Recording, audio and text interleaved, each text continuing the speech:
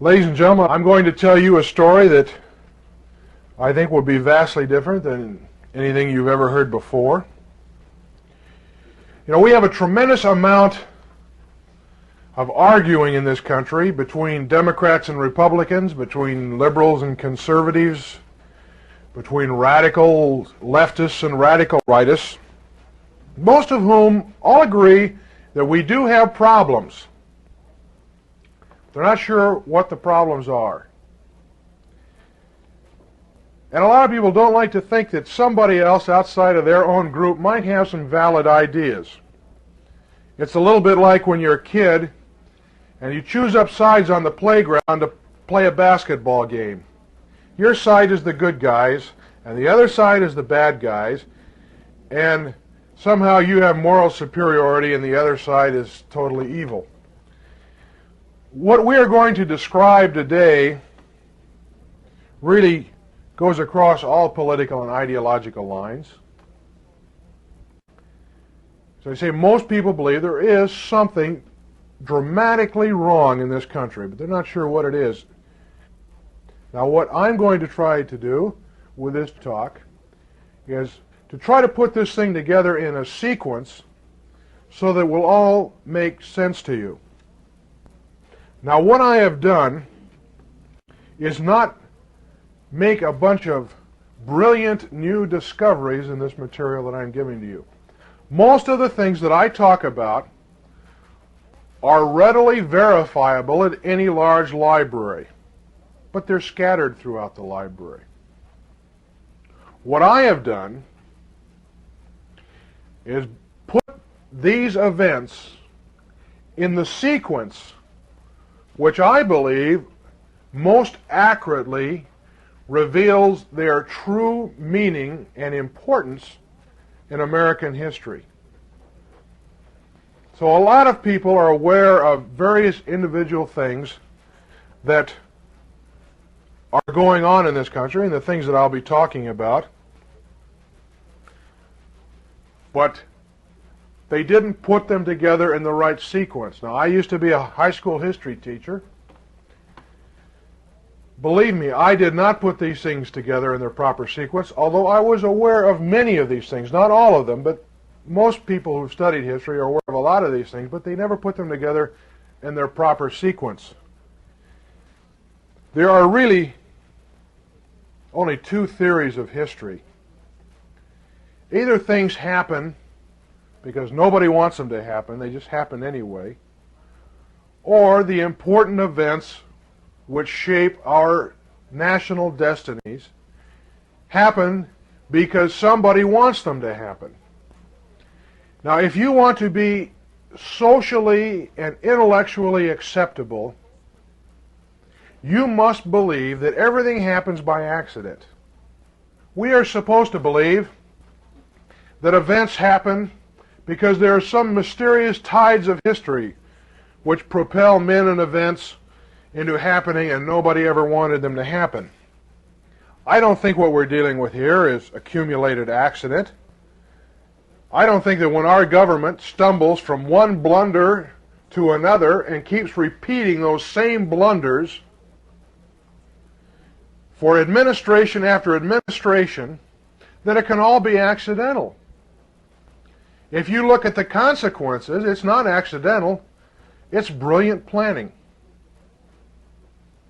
Now, what I'm going to discuss with you tonight is the planning behind what is actually a conspiracy to gain power, political and economic power in this country and actually throughout the world.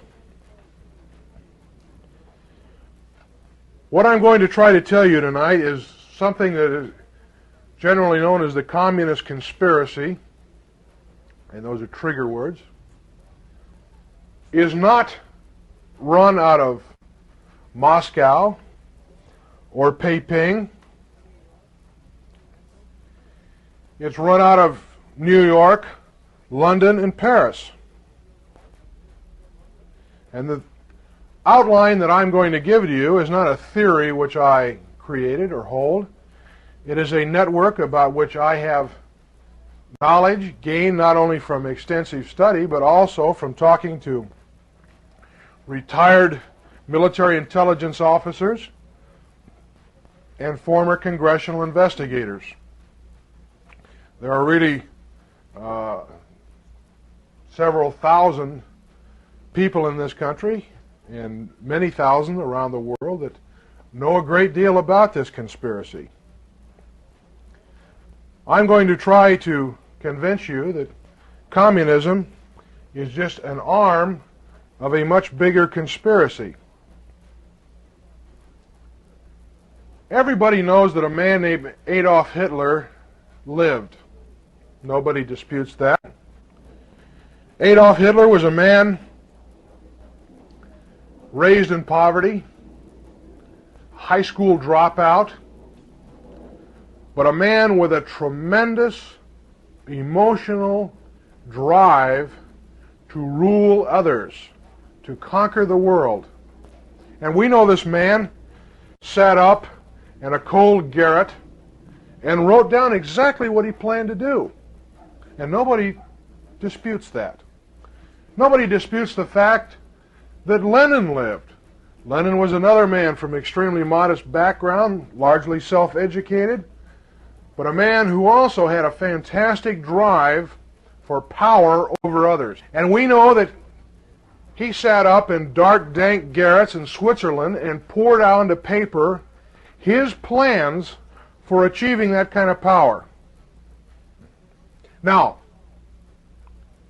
if somebody like Lenin or Hitler can sit up in a garret and plan to rule the world, is it not theoretically possible that a billionaire with the same evil motivation, the same craving for power over others, might sit up in his penthouse, in New York or London or Paris and dream the same dream that Lenin and Hitler had? I think you would have to admit that theoretically that is possible.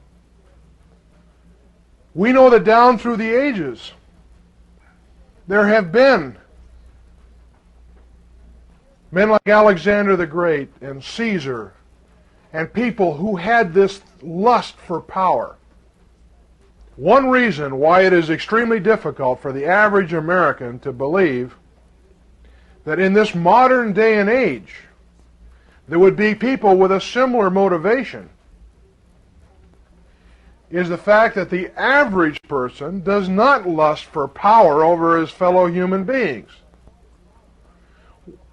The average guy marches to a far different drum.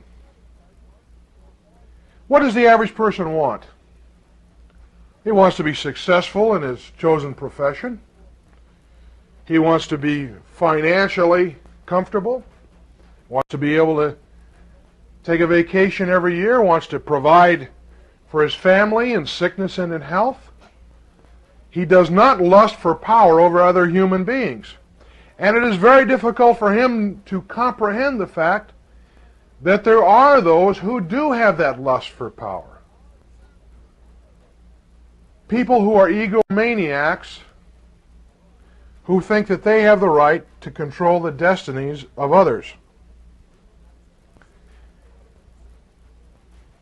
We must realize that it is theoretically possible that a billionaire might have the same perverted lust for power as a Hitler or a Lenin. And he would have a much better chance of carrying out his aims than would somebody that came from no wealth, no background, no social prestige, like Hitler or Lenin. As a matter of fact, a billionaire might hire a Lenin or a Hitler to help carry out his schemes. Now, you can believe anything you want about communism, except that it is a conspiracy run by people from the so-called legitimate world. You can believe that communism is evil, that communism wants to conquer the world. You can believe anything you want about it, except that it is a conspiracy and that the conspiracy is run by people from the so-called legitimate world. Since everybody has a definition of communism, let me give you the one that I believe is the only truly accurate definition, and then I will proceed to try to prove that what I have said is the only logical definition. Communism is an international conspiratorial drive for power on the part of men in high places, willing to use any means to bring about their desired aim, global conquest. Now you will notice that I did not mention dialectical materialism, or Karl Marx, or Frederick Engels. I didn't say anything about the philosophy of communism, of the pseudo-economics of communism. If we get all tied up in that bundle of snakes, then we bypass the essence of communism for the techniques. What most people think is communism are really just the techniques of communism. And if you do that, then you become fixated at the Gus Hall level or the Leonid Brezhnev level of communism. And that's not where it's at. Now, we are allowed to believe in some types of conspiracies. We can believe that businessmen conspire to fix prices. We can even believe that there is a conspiracy of organized crime. We can do that and not lose our social position within the community. Why can we do that? Well, because Life magazine even admits that there is such a thing as organized crime. Now, it's very interesting to note that until Joseph Valachi testified before a congressional committee and told us that this group is known as the Cosa Nostra, we didn't even know it by its right name. We thought the group was the Mafia. Now here's an organization that is well over a century old. Its leadership has been passed on generation to generation and operates internationally. And yet for over 100 years we didn't even know its right name. Now, isn't it possible that there might be a group working in politics doing the same thing, and you might not know its name because they didn't have a Joseph Valachi, and Life magazine didn't tell you about it?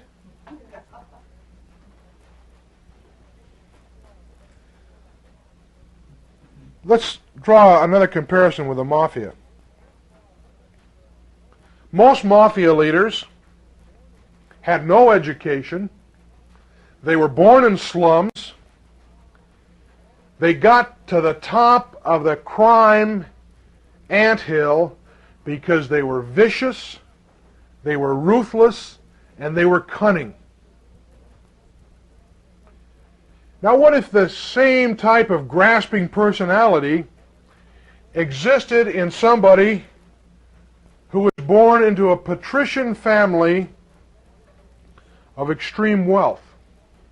And this person went to all the finest prep schools, went on to an Ivy League college, maybe did graduate work in England. This person would have an infinite knowledge of economics, history, sociology, psychology. Is it likely that this type of person would then go out into the world and push marijuana to high school students, to sell numbers, to work down in a slum running a house of prostitution? Would he get involved in gangland murders? Of course not. A person with this background and this education would know that the lessons of history say, if you want big money and big power, get into the political business. Get into the government business. Because that's where the big money and the big power is. And if you don't run for political office yourself, get somebody else who you control to run for you. Always better to operate through a front man. We're not supposed to believe that people like this would get into the political game. Now, we know all about the strivings for power in ancient Greece and ancient Rome, but we're supposed to think that somehow things have changed today. Actually, as you climb the historical ladder, the more power that a government has, the more people want to seize that power.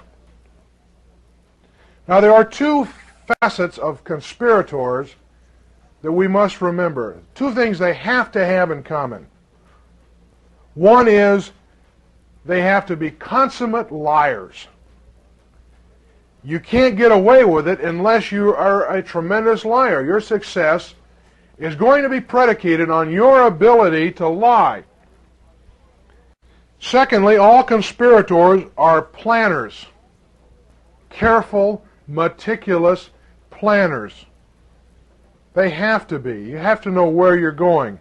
You have to operate in secrecy. The whole idea of the smoke-filled rooms actually connotes planning. You know, there weren't too many things that FDR said that I agree with, but one of them was that if something happens in politics, you can bet it was planned that way.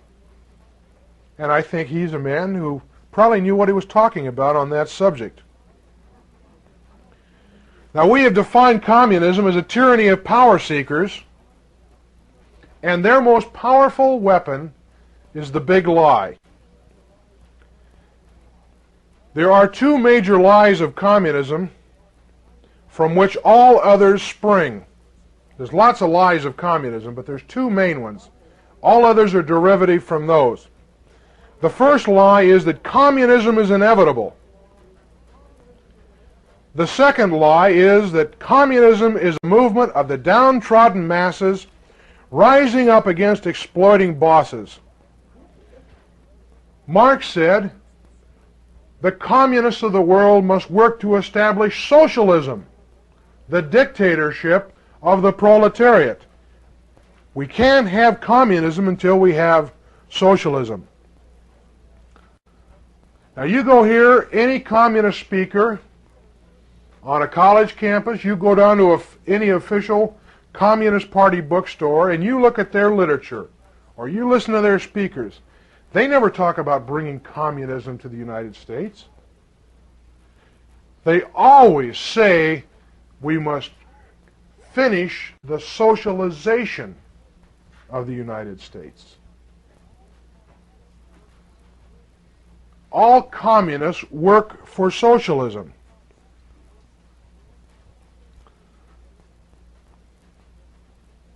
Now we have to have a definition of socialism, don't we? What is socialism? Well, you can go to almost any dictionary and look up socialism, and it will say something about government ownership and or control over the means of production and distribution of goods and services. This is the definition of socialism that the socialists want you to accept. I believe it is not an accurate or true definition of socialism. Socialism in reality is not a divide the wealth program. It is a movement to consolidate and control the wealth. It does not produce a classless society. It produces two classes, the elite and the proletariat, with no middle class. The idea that socialism is a share of the wealth program has nothing to do with the realities of the situation. Let's look at the only countries in the world that call themselves socialists. By those I mean the communist countries, the Union of Soviet Socialist Republics, the People's Democratic Socialist Republic of North Vietnam. Who runs these countries? Do the people run them? Are things owned in common? No, they're run by a tiny oligarchy at the top. And the reality of it is that 3% of the people totally control the fortunes, the property, and the very lives of the other 97%. Even the most naive are able to observe that Brezhnev does not live the same kind of life as the poor peasant out on the great Russian steppes. Yet according to socialist theory, he is supposed to, isn't he? If you understand that socialism in reality is a consolidate and control the wealth program, then the seeming paradox of power-hungry super-rich promoting socialism becomes no paradox at all. In fact, it becomes a logical extension for all power seekers. If you believe that socialism is inevitable, then it's useless and futile to fight against it. And most Americans today believe that socialism is inevitable. And that's exactly what the communists and the super-rich want you to believe. Now, one way in which they make you believe it is inevitable is through the definitions of the political spectrum. Now, on this first chart, we have what is commonly accepted by about 95% of the people as the political spectrum in this country. What the political science professor will say to you is something like this. On the far left of the political spectrum, we have communism. And they will usually admit that communism is dictatorial. But then in the next breath, they will say, but on the other end of the spectrum, and equally to be feared, we have the extreme right wing, which is fascism, which is also a dictatorship. Now, what we all want is to stay in this middle of the road, in democracy, by which, of course, they mean Fabian or creeping socialism. So what is the spectrum that the American people are given? You can have on the far left international socialism or communism, or you can have the far right national socialism or fascism, or the middle of the road, which is Fabian socialism. Now, if you accept these definitions, you have to believe that socialism is inevitable because the whole spectrum is socialist. Now, if you stop and think about it, this spectrum, which almost everybody accepts, is totally fallacious. Where do you put somebody on this spectrum who is an anarchist, who doesn't believe in any government at all? Where do you put somebody on this spectrum who believes in the free enterprise system and a limited constitutional government? There's no place on the spectrum for them. Now, there is what I think is a much more rational political spectrum, one that I think we should think in terms of. On the far left, you have total government. And it doesn't make any difference what type of name is attached to total government. Whether you call it communism or fascism or socialism or Pharaohism or Caesarism, whatever it is, it's the same thing for the people who have to live and suffer under it. Total government means that the state is all-powerful, the dictatorship of the proletariat, and the people have no rights. Now, if the far left is total government, under any of the names you want to tack onto it, what logically would be the opposite of total government? Well, very obviously, the opposite of total government is no government. So if you wanted to be totally logical, the extreme right should be anarchy or no government at all. The founding fathers of this country had had experience under King George III of almost total government. And that's what they rebelled against. So they knew they wanted to set up something different. what they gave this country was a limited government, a constitutional republic, where the government had as little power as was possible, consummate with keeping order. They knew if you didn't have any government at all, you'd have just chaos. Thomas Jefferson said, "Speak to me not of men, but bind them down with the chains of a constitution." The whole idea of the United States Constitution was to enslave the government, to put the government in chains. If in high school civics classes they taught that one thing and didn't teach them anything else, you could dismiss class after the first day and the kids would know 10,000% more than they ever knew before or they're ever taught. A constitution is to enslave the government, because the founding fathers knew that if you don't enslave the government eventually will enslave the people. It's happened every single time in history. Now, starting shortly after the turn of the century,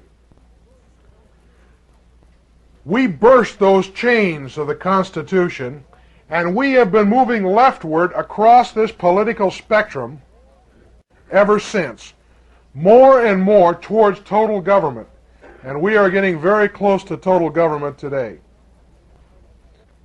Our Constitution divided up governmental power and fractionalized it in every way they could conceive of. Power within the federal government was divided between the executive branch, the legislative branch, and the judicial branch.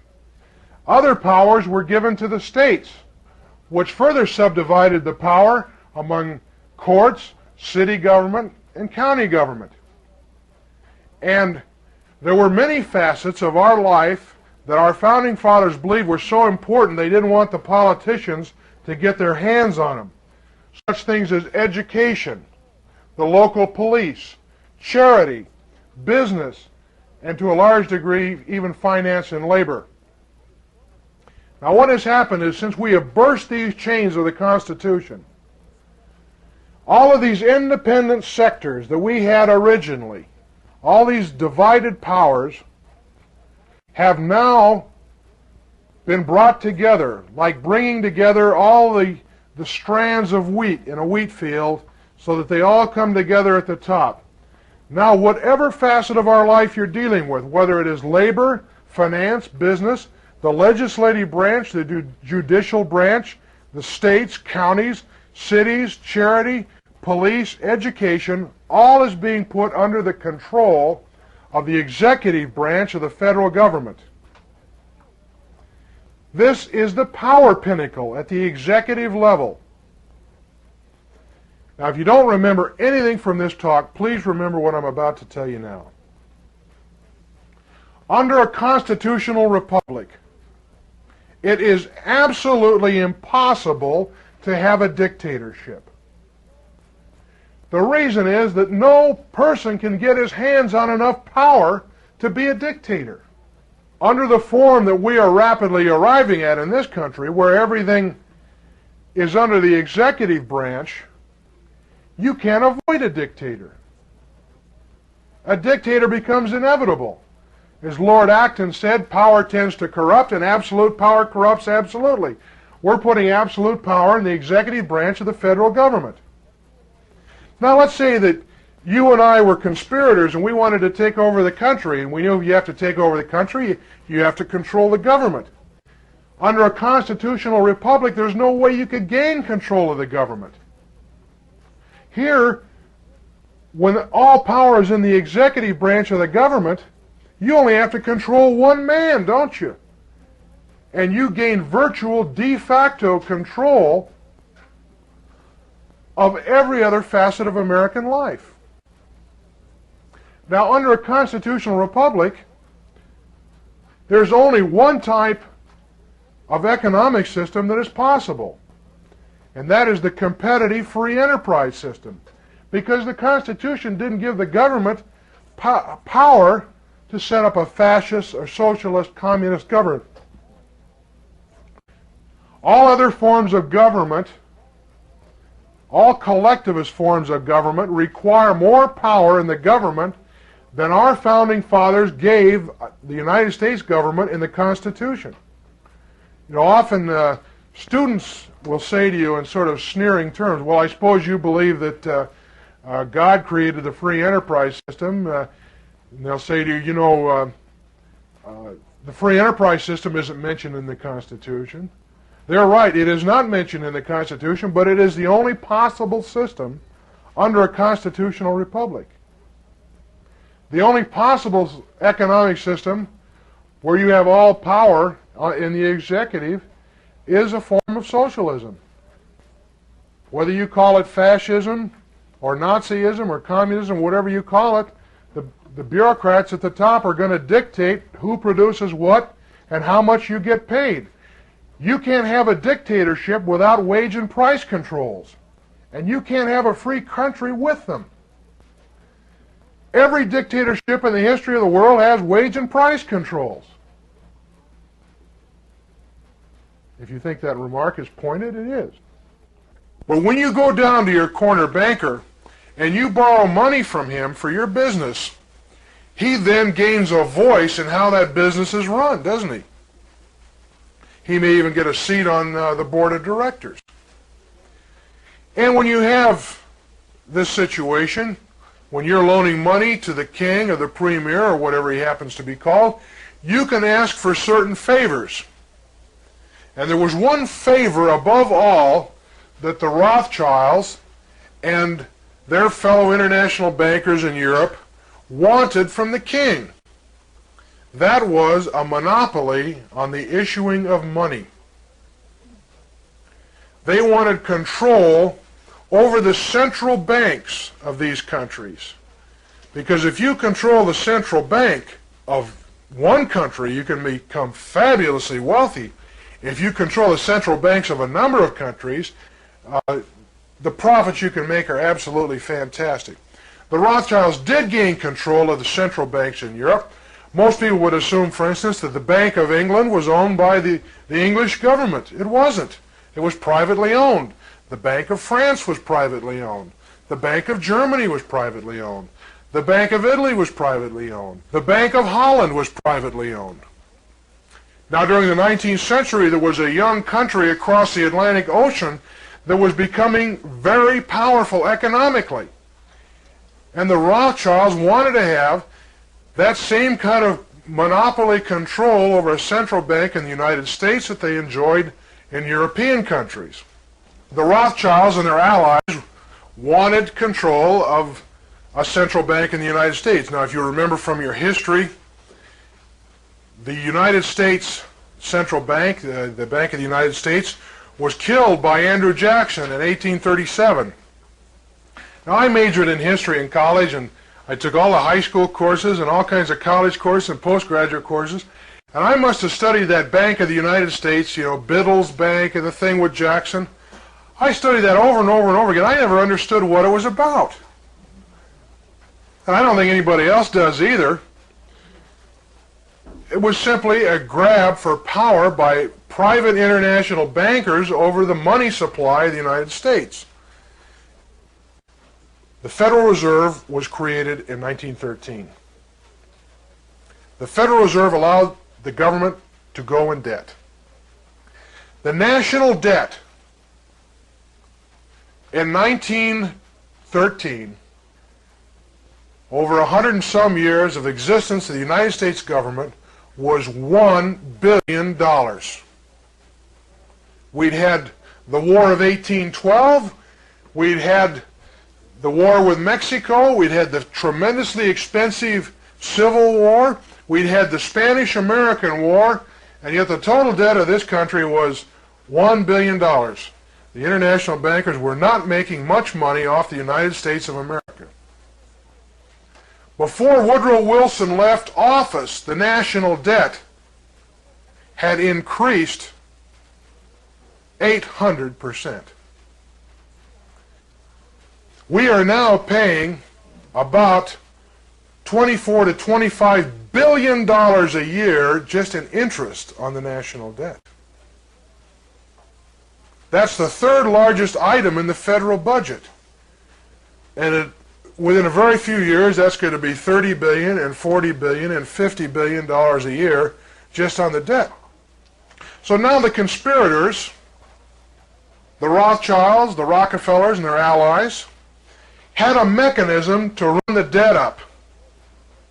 But running the debt up isn't any good if you can't collect on it. So America had to have a graduated income tax. Sixth plank of the Communist Manifesto. They had to make people pay for it. They had to be able to collect that, what is now $22 billion. Who would you think would be in favor of a progressive income tax, and who would you think would be opposed? Well, just logic tells you that poor people would probably be in favor of it, and wealthy people would probably be opposed to it. And in many cases, that's true.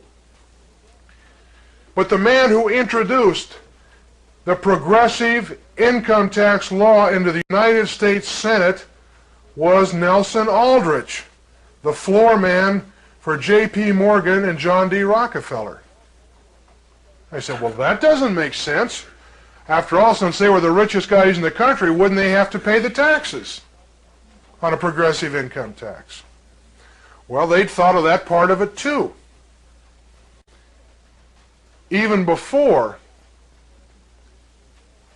they introduced this law, they set up a gimmick called tax-free foundations, where they took themselves out of the tax stream and put the burden on everybody else.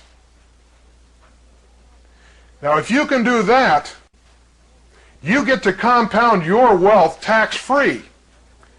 At the same time, all your competitors are trying to acquire capital under a progressive income tax.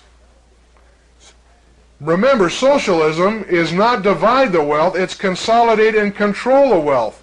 You put the tax burden on your competitors. You take yourself out. What were the first two foundations that were formed? Rockefeller and Carnegie. Carnegie and Morgan put together U.S. Steel. When they were talking about busting up the trusts, what were the two major trusts that the government supposedly broke up? Rockefeller, Standard Oil, Carnegie, U.S. Steel. First two tax-free foundations. So the conspirators at this point had three major tools. They had the tool, the Federal Reserve, to run the debt up. They had the mechanism to collect the debt, and they had their own personal bailout in the form of tax-free foundations. Well, now how do you get a government to go in debt? They had the mechanism now, it's all set, you gotta get the government to go in debt. When times are normal, things are cooking along pretty good, there's no big excuse for the government to go in debt. What is the number one excuse for a government going in debt? War. Now you will remember that Woodrow Wilson, that great apostle of the common man, ran for president in 1916 under the slogan, "He kept us out of war." Very similar to a man in 1940 who said, "Our sons are not going into a foreign war." At the same time, both of these guys were preparing to do just exactly that. At the time Woodrow Wilson was running for re-election in 1916, through Colonel House, the international banker's front man, who was the Henry Kissinger of the Woodrow Wilson administration, had already committed themselves to going to war on the side of England in World War I. Now, World War I is another one of those things that you can study over and over again, and if you can ever make rhyme or reason out of it, please explain it to me. We had no business in that war. It was absolutely contrary to American tradition to get involved in European wars. After all, the Rothschilds always had one European country at war with another European country. We had always stayed out. The Lusitania was sunk 2 years before the United States entered World War I. The Lusitania was a reserve cruiser in the British Navy. It was carrying munitions that J.P. Morgan was selling to England. J.P. Morgan was the official British financial agent in America during World War I. The German government had a blockade on England, and England had a blockade on Germany. Now, if J.P. Morgan wanted to take the risks and reap the profits of selling munitions to Great Britain, that was certainly his prerogative, but it was nothing that we should have gotten dragged into a war about. The German government bought advertising in newspapers, actually handed flyers to people as they boarded the Lusitania, saying this is a ship of war, it is carrying munitions, when it enters the British Isles we must sink it, so you go on this ship at your own risk. It was actually illegal for an American civilian to be on a British ship of war carrying munitions. Yet that incident was turned into a justification for the United States getting involved in World War I. Now, the tragedy that was World War I is so tremendous that most people even today don't realize. It changed our entire foreign policy. We've been involved almost ever since in perpetual war for perpetual peace. We sent our money and our boys all around the world, all because of what we started in World War I. Another thing that happened during World War I that is extremely important was that in the chaos of World War I, the Bolsheviks, the communists, seized power in Soviet Russia. Now, quite obviously, the entire history of the world has been changed because the Bolsheviks seizing power in Russia. Almost all Americans believe that the communists were able to successfully overthrow the Tsar, but the communists did not overthrow the Tsar. The communists took over Russia in October of 1917. The Tsar abdicated in April. People forget about that. You're not supposed to remember that. The Tsar abdicated and was succeeded originally by Prince Lvov, who wanted to set up a government pattern after our own government, but he had the power taken away from him by Kerensky, and Kerensky then was quite obviously a front man for the communists and the international bankers. He invited 250,000 communists who had been exiled from Russia after the abortive revolution of 1905. He invited those people back home to Russia. They came home all right. Kerensky bailed out and the communists took over. Now, at the time the Tsar abdicated, where were the two men whose names we most closely associate the communist revolution with? One is Trotsky, the other is Lenin. Lenin was in Switzerland, where he'd been in exile in Western Europe since 1905. Trotsky was in New York City. He was a reporter for a communist newspaper in New York City. Trotsky, after he heard that the Tsar had resigned, Trotsky got on a boat, SS Christiana, in New York to head back for Russia. He was stopped at the first port of call, which was Nova Scotia. The Canadians threw him in jail. And their reasoning was something like this. Trotsky, you said over and over again that if you're successful in coming to power in Russia, that you will make peace with the Germans. That will allow the Germans to take hundreds of thousands of soldiers that are now fighting in the east and put them into the Western Front where they'll kill Canadian soldiers. So Trotsky, you're not going anywhere. And they threw him in jail, where he cooled his heels for 5 days. Because Colonel House, the Kissinger that the international bankers put in beside Woodrow Wilson, pressured the British government to force the Canadians to let Trotsky go.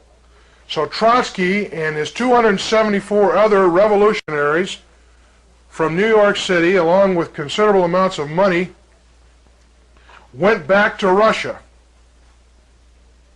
At the same time, a fellow in Germany, Max Warburg, the brother of Paul Warburg, the father of the Federal Reserve System,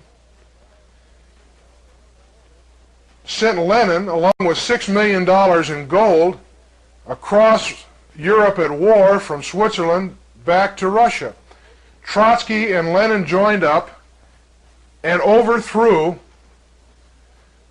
the Kerensky government. Now, according to his grandson, Jacob Schiff, brother-in-law of Paul Warburg, the man who the Rothschilds sent to the United States to gain control of railroads over here, according to Schiff's grandson, Jacob Schiff spent $20 million financing the Bolshevik Revolution in Russia. The money was sent in through banks in Sweden. Cousin Max Warburg spent $6 million. Now this is interesting.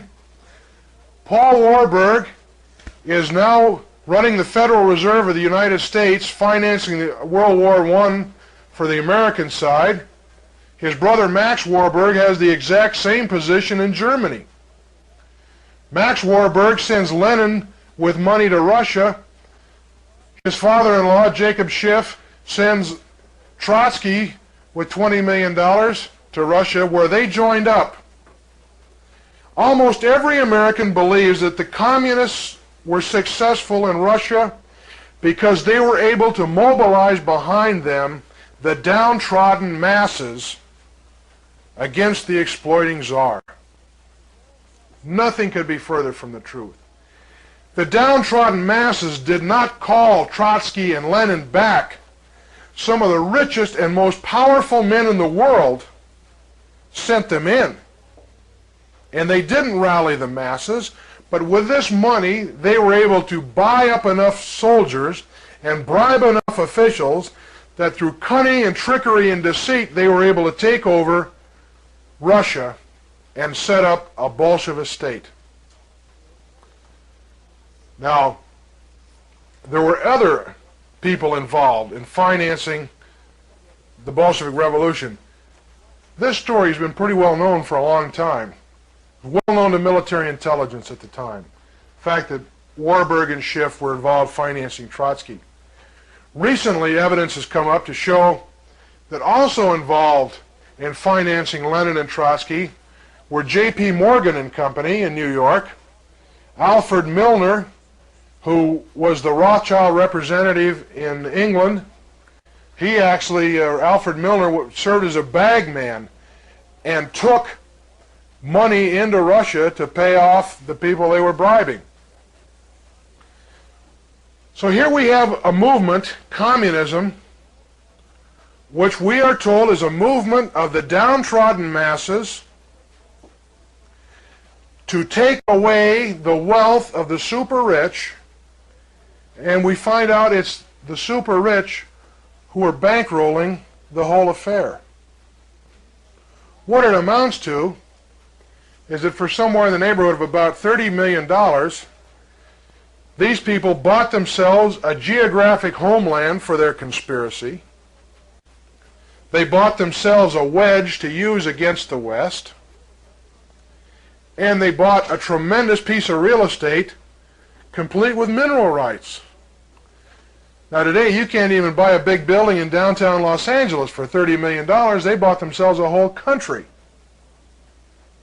And they have worked ever since that time to keep that country alive.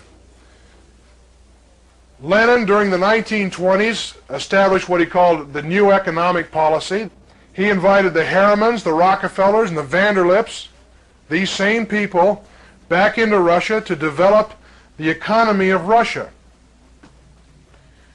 A professor at Stanford by the name of Anthony Sutton has put out a 3-volume study called Western Technology and Soviet Economic Development. Probably the most important series of books written this century. He shows without a doubt that Soviet Russia is totally a product of Western technology and finance, primarily American. In other words, the USSR was built in the USA. From the financing of the revolution to keeping it alive today. Now, let us recap here for a second. We have the same little clique of men who set up the Federal Reserve System, who set up the graduated income tax, who set up the foundation system so they wouldn't have to pay the taxes, who pushed us into World War I, and who bankrolled the Bolshevik Revolution in Russia. The same guys. One of the things that the conspirators hoped to get out of World War I, besides setting up their geographic base in Russia, was a world government. Their ultimate goal is a world government. That world government was to take the form of the League of Nations. When the United States refused to join a world government after World War I, there was no world government. You couldn't have a world government if the most powerful nation in the world refused to participate. So these people had to set up an organization to condition the American people to accept a world government. That organization was set up in New York and was called the Council on Foreign Relations. It is very doubtful that if one person in 1,000 knows anything at all about the Council on Foreign Relations. And yet it is probably the single most powerful organization in the United States today. Who is involved with the Council on Foreign Relations? Well, it was started by the same clique, the old Federal Reserve clique, with Jacob Schiff, Paul Warburg, Frank Vanderlip, the Rockefeller family, Bernard Baruch, J.P. Morgan. Among the membership of the Council on Foreign Relations today are the heirs of these international bankers, with such firms as Kuhn, Loeb and Company, Lazard Frere, Dillon Read, Lehman Brothers, Goldman Sachs, Chase Manhattan Bank, and Morgan Guaranty. Among the big corporations represented in the Council on Foreign Relations are Standard Oil, IBM, Xerox, Eastman Kodak, Pan American Airways, Firestone Tire and Rubber, and U.S. Steel. Also involved with heavy membership in the Council on Foreign Relations are members of the Americans for Democratic Action, a very avowedly socialist group, the League for Industrial Democracy, United World Federalists, other world government leftist groups. Now, the average person would think that these people in the ADA and such are very strange bedfellows for these international bankers, because most people don't realize that international bankers want a world government. If you want control over a nation's economy, you want control over that nation's government. If you want control over the economy of the world, then you want control over a world government. Now, also involved with the Council on Foreign Relations have been such labor leaders as Jay Lovestone, David Dubinsky, and Walter Reuther. These labor leaders are supposed to be the blood enemies of people like Standard Oil and IBM and Xerox, and yet they're in the same fraternity. They're in the same lodge. Also, you have involved the foundations like the Rockefeller Foundation, Ford, and Carnegie Foundation. 50% of the people in the Council on Foreign Relations have at one time or another served in the executive branch of the federal government. Also involved with membership in the Council on Foreign Relations, you have all of the main picture painters, the main landscape painters in the United States. NBC, CBS, Time, Life, Fortune, Look, Newsweek, New York Times, Washington Post, Los Angeles Times, New York Post, McGraw-Hill, Simon & Schuster, Harper Brothers, Book of the Month, Saturday Review, and Business Week. That's virtually a monopoly over the communications industry in the United States of America. Now, since they have a virtual control over communications in the United States, if they wanted the people of this country to know anything about the CFR, don't you think that somehow they could get a little news release printed somewhere? Sure they could. Now in other words, they want to remain secret. They don't want you to know about them. The control of the CFR over our political parties is also almost total. Some of the key Democrats, Democrat Branch 1 of the CFR, include Dean Acheson, Alger Hiss, Adlai Stevenson, John Kennedy, Robert Kennedy, now Teddy Kennedy, Averell Harriman, George Ball, Henry Fowler, Dean Rusk, Hubert Humphrey, John Lindsay. Now it's interesting, probably the worst Secretary of the Treasury we ever had was Henry Fowler. When he left the Johnson administration, he was given a job by the Rothschilds. Now maybe they just took pity on him. And George Ball also left the Johnson administration, went to work for Lehman Brothers, which is another major international banking firm. Let's look at the CFR Republicans, CFR Team B. Given your choice, you can have CFR Team A or CFR Team B. And you get people into all kinds of arguments about which is the best team.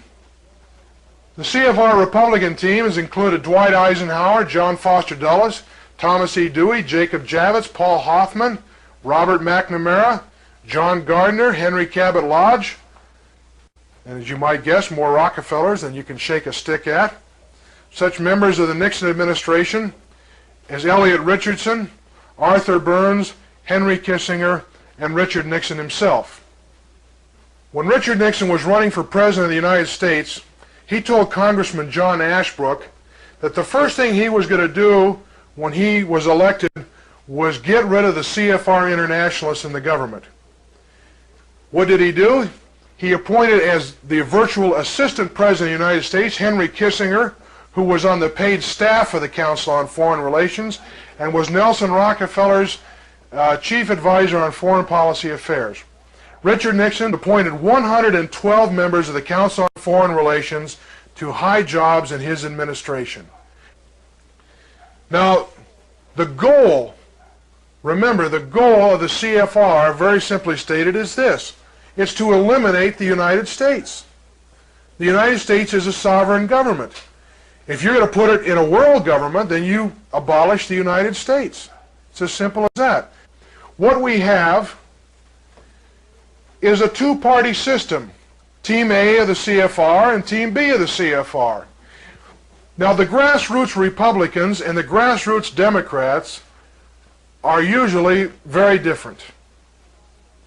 But as you go up the sides of the political pyramid, the parties become more and more alike until you disappear behind what I call the managed news curtain, and you find that at the apex of both parties, you have the CFR. Two parties, one ideology. See, they get you arguing about which is the better group, because not one American in 1,000 understands that we have the same clique that runs both parties.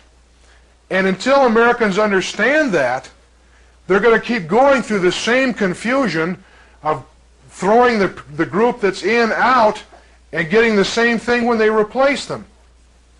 Until you understand this concept, then we're just doomed to total frustration in trying to solve any of our problems through politics. To coordinate this world government movement, they even have an international organization. It's called the Bilderbergers. The Bilderbergers was put together by Prince Bernhard of Holland. He heads the Shell Oil Company, which is a pretty big company. The American promoter of the Bilderberger group is the Rockefellers, who control Standard Oil and Chase Manhattan. The name comes from the hotel where they had their first meeting in Holland. Among the Americans involved with the Bilderberger organization are Henry Kissinger, George Ball, Joseph E. Johnson, Dean Acheson, McGeorge Bundy, Arthur Dean, Christian Herter, John J. McCloy, every one of them CFR. Now these people get together to decide the policies of their various governments. Wouldn't you think that would be newsworthy? How about, the New York Times is always screaming about the public's right to know. Well, you go down the library and look at the New York Times Index and you try to find out anything about the Bilderbergers, which is an offshoot of the CFR, and there's something like 9 people from the New York Times who are CFR members. Now, they had a meeting in the United States last spring, attended by Henry Kissinger, and Prince Bernhard did give one interview. They don't let any newspapermen attend their meetings, but he did give one interview before, and he said, well, we're going to discuss American world policy. Now, isn't it nice to get all these international bankers together with people from our government and have a secret meetings to decide our international policies? And shortly after this group met, 2 things happened. 1, China was opened up, and 2, the dollar was devalued. Now, I cannot prove to you that that was a direct result of this meeting, because this meeting is secret and I can't find out what went on there. But it is rather coincidental. It is also rather coincidental that one of the largest reserves of oil in the world has just been discovered off the coast of China and is now being developed by Standard Oil. So they've opened up the Chinese oil market through their representative in the United States government, Henry Kissinger. An awful lot of people in this country are upset about the Vietnam War, and they well should be, but most of them are upset for the wrong reasons, and they don't know really what is going on there. The Vietnam War will be used as an excuse to make you accept wage and price controls, a totally government-regulated economy, and eventually, as the answer to all of our problems, submitting to a world government. The American people are being put in a vice. They're getting pressure from above and pressure from below. From below, you have the Black Panthers, SDS, the Yippies, the Young Socialist Alliance, the radicals out in the street. What are they saying? They're saying, change the America or you're going to lose it. Now, what do they mean by change? They mean socialism. That's what they mean by change. And at the top, you have the Rothschild, CFR, Rockefeller clique saying, we've got to change America. We've got to have socialism. These people have been working in this country for 6 decades anyway. They've made tremendous progress. Whether they are successful or not is going to depend on what happens between now and November. The most crucial 6 months in the history of the United States are ahead of us. It all depends upon whether you people want to save your freedom as much as the other people want to enslave it. Now, I don't mean that we have to elect a president of the United States. I think it's a long shot to believe we can. We can elect enough congressmen to stand up to this. Everything these people have been working on for 60 years could come unglued almost overnight if a significant percentage of the people understood what the con game is all about. We now have, I think, a tool that can destroy these conspirators before they destroy us. We can do it if we move fast enough and if we move hard enough. I've worked with a number of other people to create the tool.